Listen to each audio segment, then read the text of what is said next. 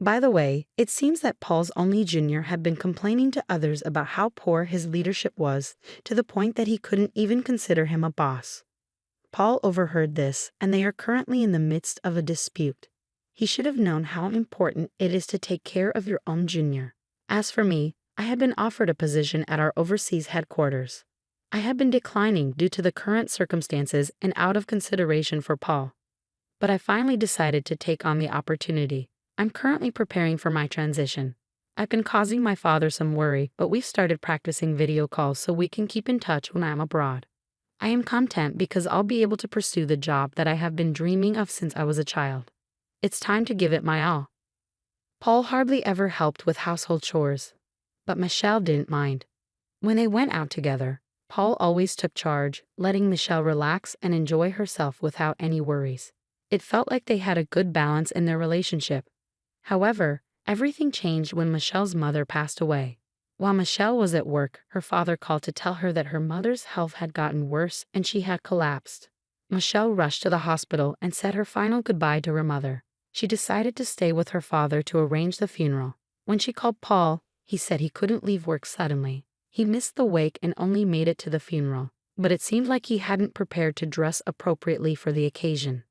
I had to quickly find him clothes to wear, but he complained a lot, saying I should have done it earlier. With all the sadness and business of arranging the funeral, I couldn't handle Paul's complaints, so I ignored them. But he didn't seem to appreciate that and stayed in a bad mood. Since then, it feels like we've been arguing more in our marriage. It's normal to have disagreements after being married for 3 years, but lately, Paul has been picking fights aggressively. He's always telling me what to do and taking charge. I got tired of it and tried saying no a few times, but he didn't know where things were in the house. So simple tasks took a long time. Plus, he complained while trying to help, making an even bigger mess. Eventually, I realized it's easier if I just do everything myself. I didn't always do everything Paul asked. I handled some things myself to make my life easier. I mentioned preparing for my mom's first death anniversary gathering next week. Okay, I said, and Paul grumbled, oh, I have an important meeting that day. What should I do? I've told you about this gathering well ahead of time. How could he suddenly say he couldn't make it? What? You're not coming. Paul let out a heavy sigh.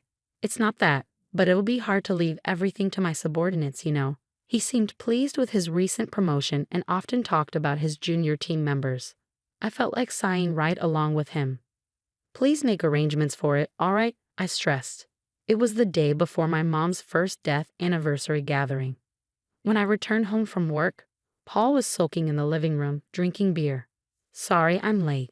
Had to do overtime, he mumbled. I figured he was upset because I was late, delaying dinner. I've been waiting here for an hour, just as I expected. But it's only an hour, right? If he couldn't cook, he could have bought something. I did tell him when I'd be home. He could have taken some initiative. Holding back my frustration, I handed him a takeout box.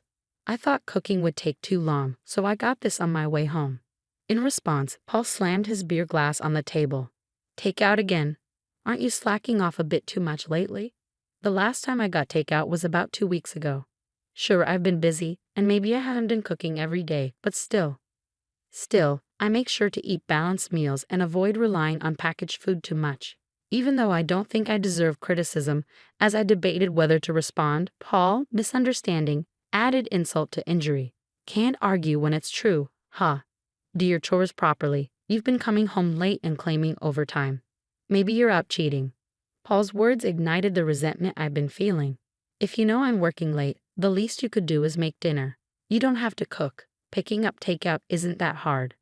I always tell you when I'll be late, and even with my busy schedule, I handle all the household chores.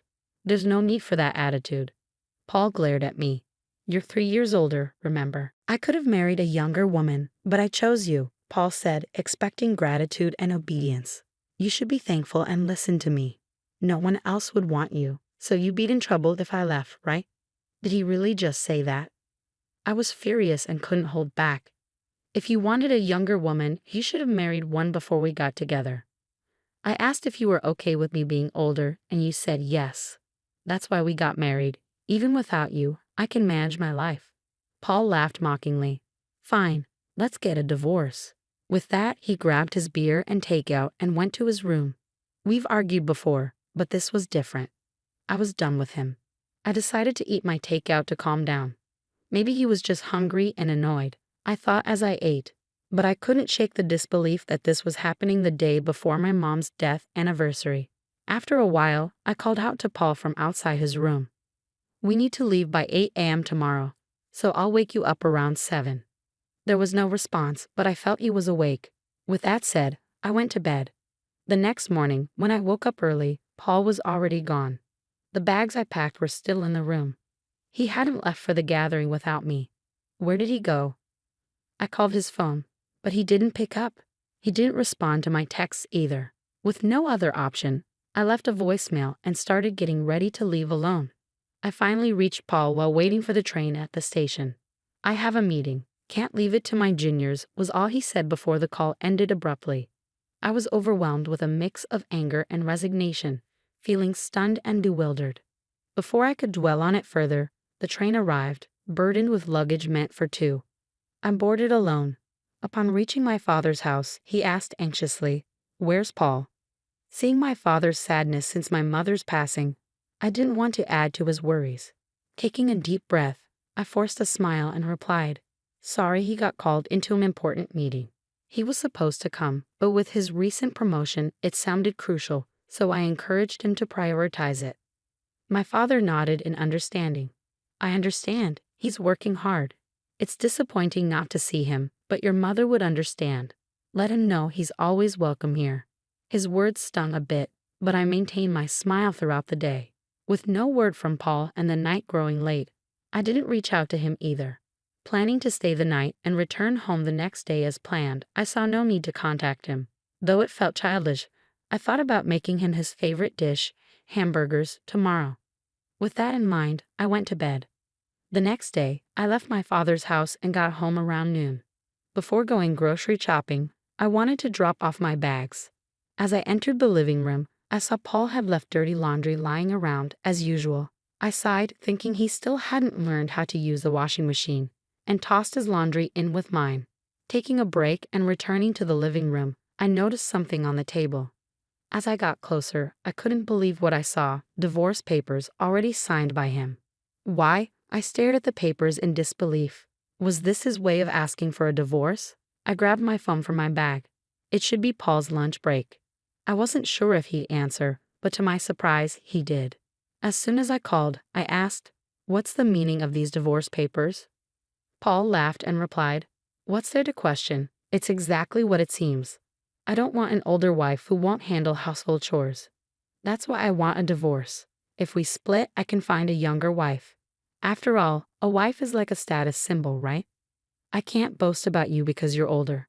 It's tough when my team asks about you, and avoiding the topic isn't easy." I was speechless, unable to respond. "If you want to avoid a divorce, start doing your chores properly. I'll be home as usual today, so make sure to get some beer, all right? If you disagree, take the divorce papers to court. It's your call." With that, he hung up, leaving me in shock, unable to utter a word. Paul probably assumed I'd comply if he said that. I only did the chores because I disliked having to ask or beg him. He must have believed I did it to keep him from leaving me. Perhaps he thought I wouldn't stand up to him because he's the dominant one. Being married to a younger husband might seem glamorous to some, but in reality, there's nothing remarkable about it. I often emphasized his youth, but in truth, he's average in looks, personality, and income. There's nothing particularly special about him. Labeling him as younger was simply convenient. When we married, I worried about the age gap, but now that we're both in our 30s and he's just 3 years younger, it doesn't seem significant. If there were a larger age difference between us, perhaps I feel differently. It's disheartening to constantly be labeled as the older wife when we're practically the same age. Determined to take action, I grabbed my bag and headed straight to the family court. Submitting the divorce papers brought a sense of relief, signaling the end of our relationship. I realized I could live without Paul. With newfound freedom, I felt lighter and decided to request a few days of paid leave from my boss. Luckily, work had just slowed down, and he granted me a week off. Now divorced, I needed to organize my belongings. With minimal possessions, cleaning up was a breeze. I stored larger items in a storage unit, packed essentials and clothes in my car, and spontaneously decided to visit a hot spring resort. Since it was the off-season, I found a cheap hotel for my stay without any hassle. Driving with excitement, I indulged in the hot springs and relaxed in my room, only to be interrupted by a ringing phone. "Michelle, I asked you to get beer, didn't I? Where are you?" It was Paul's usual time to return home. I chuckled, recalling his words. "I'm at a hot spring resort." "What? A hot spring resort? Why? What's going on?" "Didn't you say to file the divorce papers if I didn't agree with you?" I pictured my ex-husband flustered, and my laughter grew. "Wait, did you really file them?" "Yes, I did." "Why?" "It was your suggestion, Paul." "Have you forgotten what you said earlier?" His tone became perturbed. "Wait, are you joking? When you say hot spring resort, do you mean some nearby spa?" "If so, I'll get dinner, so come home soon." I couldn't help but laugh at the sudden, seemingly caring tone as he claimed to be a considerate husband. It took about an hour and a half of driving. There's even an outdoor natural hot spring. It's so relaxing. I hope it doesn't rain tomorrow. Since you're going to get your own dinner, I've already packed my things so you won't have to worry about me coming back. Take care of yourself. Paul begged me to return, but I had no intention of going back. You're the one who initiated the divorce. Have you forgotten? It was obvious you were using divorce as a threat to control me. I told you, I can manage without you. Now that you've divorced your older wife, go find a younger one. Whether you can or not, I don't know." Paul fell silent. "It's none of my business, but you should consider moving out of that apartment too." Finally, Paul spoke again. "Why should I?" His voice was barely audible. "Think about your income. You'll go broke soon if you keep living there. You can't clean, do laundry, or cook. You'll need housekeeping and dining out, right? That costs money. It would be a problem if most of your salary went into rent. You thought you were the provider, but my salary is nearly double yours. You never provided for me. If anything, it was the other way around. Also, you were overconfident just because of one junior. But did you know I have multiple juniors under me and even more under them?" I don't usually talk about work because Paul gets moody, but I outrank him in both position and salary. You'd think he'd notice after living together, but it seemed like he was fine finding out now. Perhaps Paul, being dominant and proud, kept his ego intact by looking down on me. Now that he can't, he must feel defeated. I've shattered his pride as payback for all these years. The reason I handled household chores without complaining, despite your domineering behavior, was partly because you were younger and I cut you some slack, and partly because it was too much hassle to ask you for anything. It's not like I needed you to stay with me. I was just taking care of your needs along with mine. So when you said, do the chores or we divorce, of course I chose divorce. We're strangers now. Goodbye then. I said what I needed to and hung up. Feeling refreshed, I savored the hotel's food afterward. As expected, Paul sought reconciliation, but I replied with a smile. "I'm older than you. I'm sure you don't want me back." Presumably, he wasn't successful with younger women. Eventually, Paul gave up and moved out of the apartment. I hired a lawyer for the division of assets, demanding more to compensate for the burden of household chores imposed on me until now. Paul, being cheap, didn't hire a lawyer, so I had the upper hand. With my lawyer, we reached an agreement with favorable conditions for me. By the way, it seems Paul's only junior had been complaining to others about his poor leadership, to the extent that he couldn't even see him as a boss. Paul overheard this, and they're currently in dispute.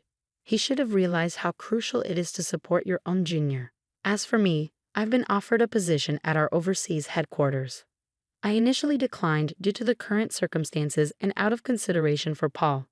But I finally decided to seize the opportunity. I'm now preparing for my transition. Though I've caused my father some worry, we've started practicing video calls to stay connected when I'm abroad.